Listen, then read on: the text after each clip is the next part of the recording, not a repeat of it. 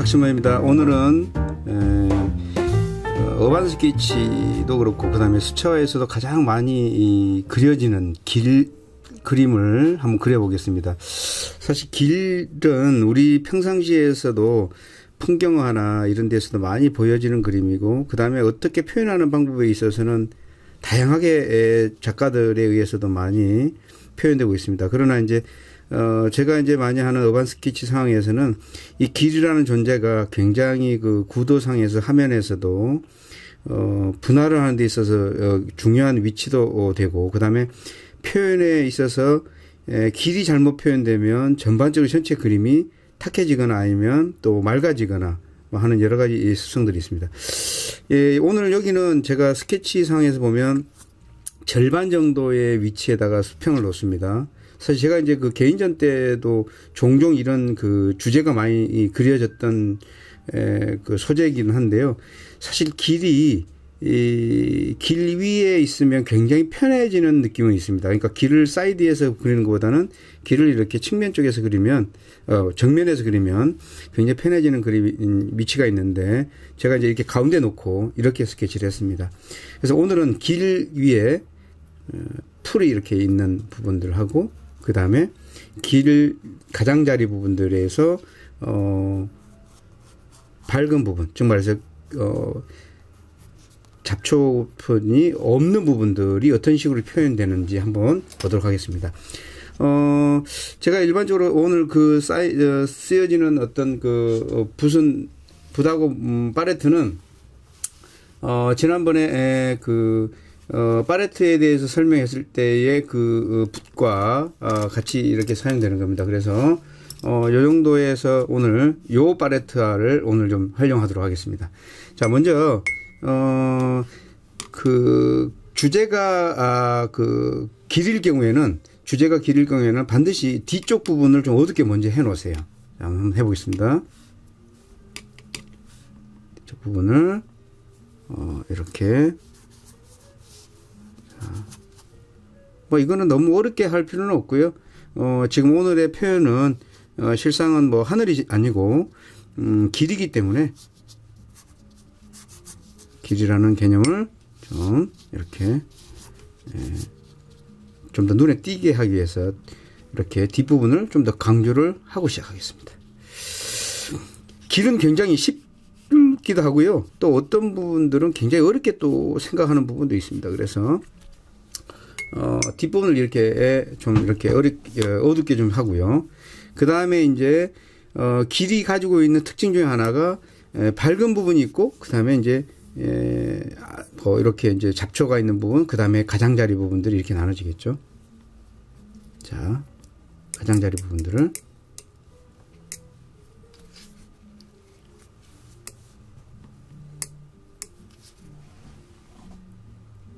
이 붓은 지금 보니까 굉장히 좀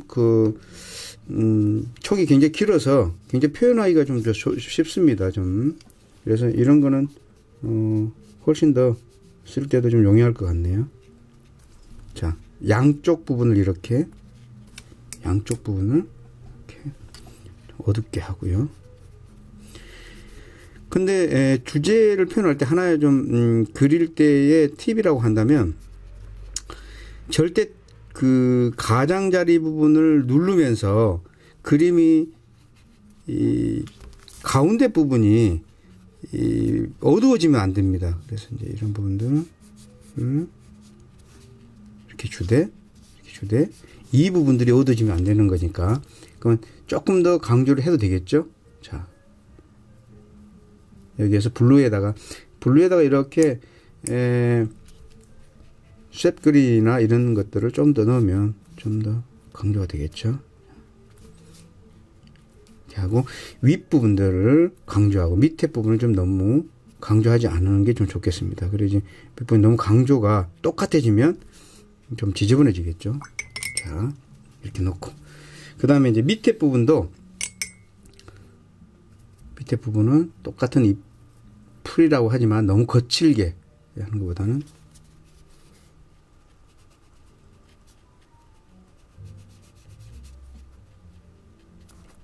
세로 터치와 가로 터치를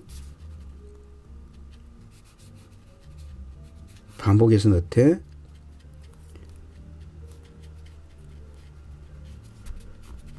여기도 그럴 때 가장자리 부분들을 어떻게 할 것인가 이걸 좀 고민하면 조금 더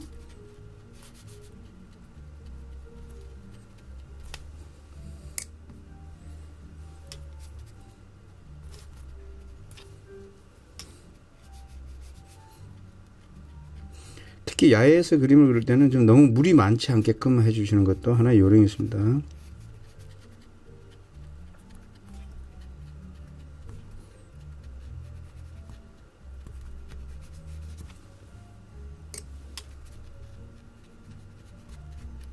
그래서 시점을 이쪽에서 좀 강조하고 이건 좀 멀어지기 위해서 좀 강하게 뒤쪽을 좀 줬습니다. 이렇게 나중에 어떤 효과가 나오는지 한번 보죠.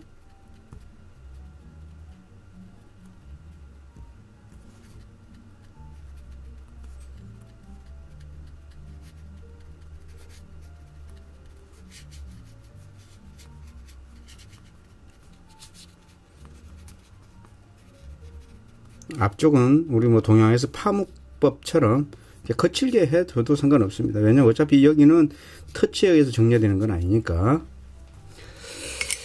자, 이렇게 하고 지금 이제 이 부분들이 좀 더 밝아지는 부분, 사람이 걸어 다니는 길이라고 생각하고요. 한번 볼게요.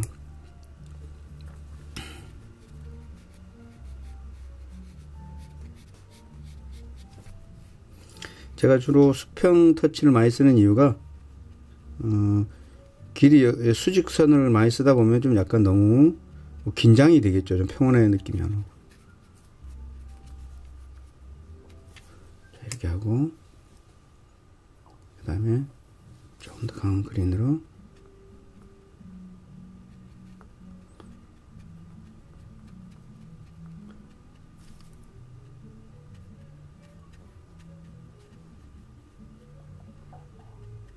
이런 경계 부분을 넘어가는 데서는 뒷정리를 잘 해주셔야 됩니다. 그래야지 넘어가는 동선이 따라가기 때문에 그냥 놔두면 지저분해야 됩니다.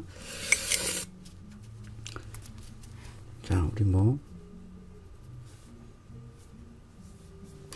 이런 부분들을 좀 일단 두고요.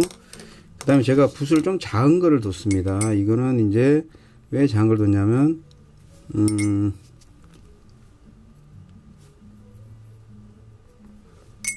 길 위라 그래서 붓을 사용하지 않을 수는 없잖아요. 그 물감이. 그래서 이제 여기서는 좀 동적인 움직임을 좀 주기 위해서 자, 이렇게 좀 작은 붓을 좀 활용을 했습니다.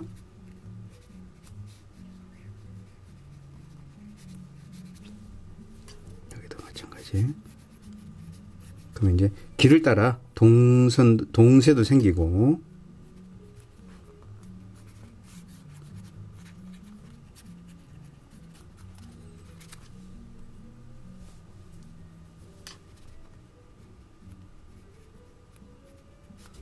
단 다 어둡게 하시면 안 되고,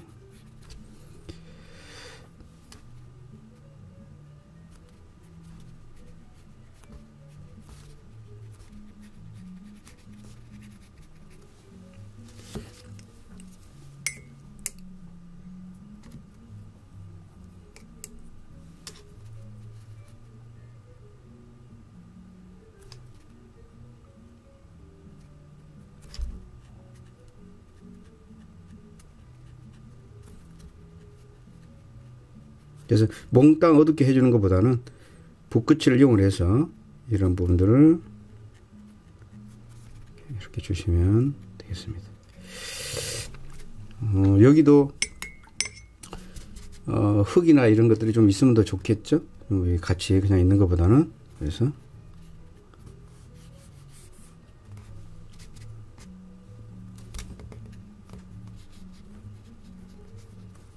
주시고, 또 이왕이면 긴장감 있게 이렇게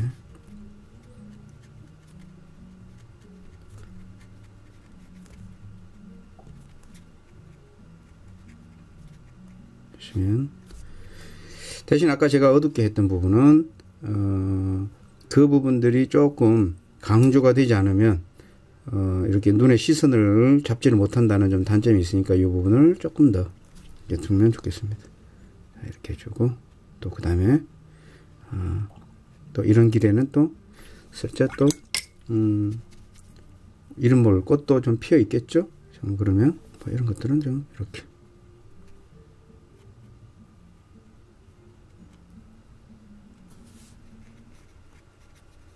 있으면 조금 더 자연스럽게 겠죠. 자, 그래서 이제 다 돼 가는데요. 지금 보면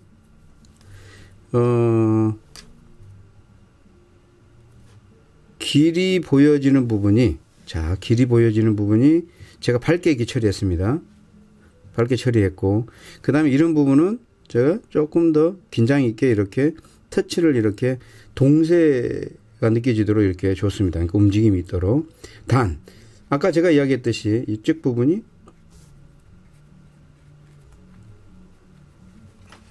길 위가 절대 어두워지지 않게끔만 유의하시면 됩니다.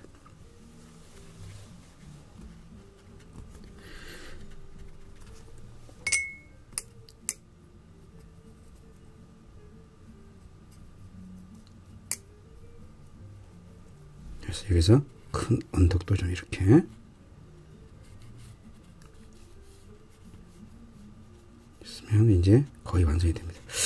자, 오늘은 이렇게 어반 스케치에서 만약 가장 많이 이렇게 잘 다뤄지는 길을 하나 가지고 이렇게 그려봤습니다. 여러분도 아마 이렇게 따라 그려보시면 길이라는 주제를 가지고도 충분히 하나의 그 주제로서의 표현이 된다는 것을 알 수 있을 겁니다. 다음은 또 하늘에 대해서도 한번 그려보도록 하겠습니다. 오늘 이상입니다.